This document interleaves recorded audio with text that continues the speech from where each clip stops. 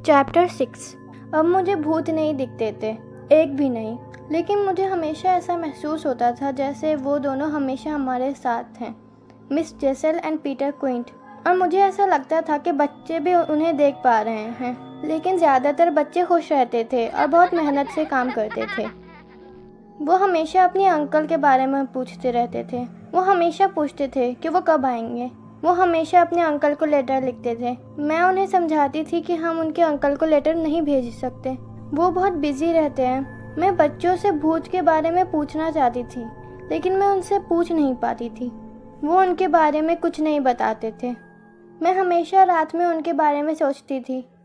सारी चीज़ें बहुत शांत थी। क्या ये शांति तूफान के पहले की थी? और आखिरकार तूफान आ ही गया। मैं संडे की एक सुबह माइल्स के साथ चर्च जा रही थी। फ्लोरा और मिसेस ग्रोस हमारे सामने चल रहे थे। वो बहुत सुहाना दिन था।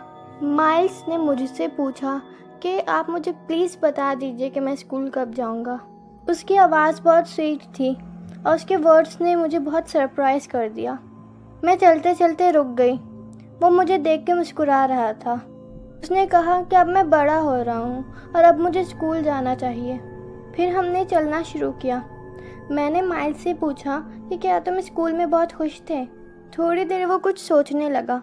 अरे मैं तो हर जगह खुश रहता हूँ, माइल्स ने कहा, लेकिन मुझे और भी इंटरेस्टिंग चीज़ें देखनी है और करनी है। चलते चलते हम चर्च पहुँच गए।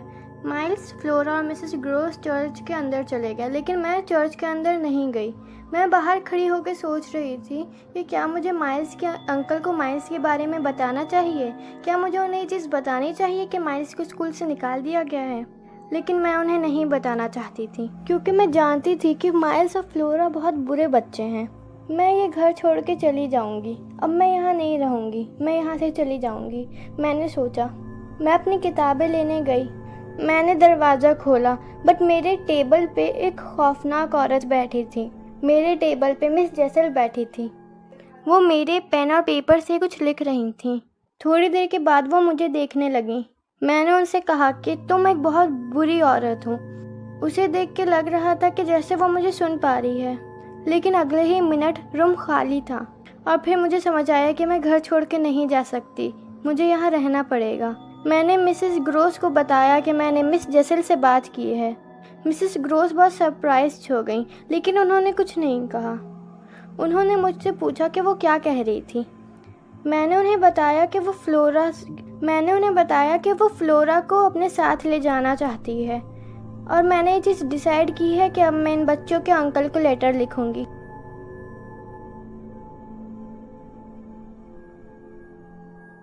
मिसेस ग्रोस ने मुझसे कहा कि मुझे उनके अंकल को लेटर लिखना चाहिए।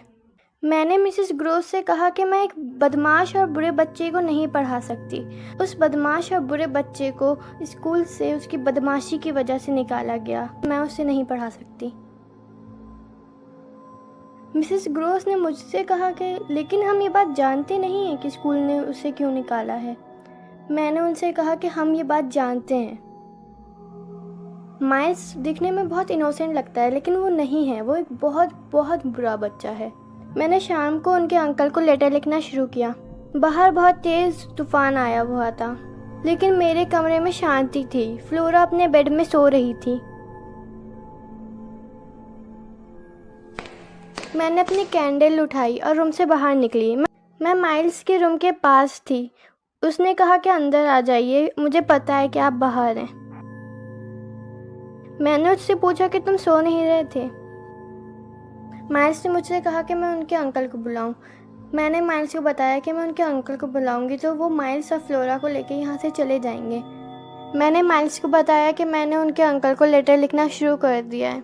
मैंने माइल्स को कहा कि वो पहले मुझे ये बताए कि आखिर इस घर में क्या हो रहा है और उसके स्कूल में उसने क्या किया था। अचानक हवा का एक बहुत तेज़ झोंका कमरे में आया और कैंडल बुझ गई, जिसकी वजह से पूरा रूम अंधेरा हो गया।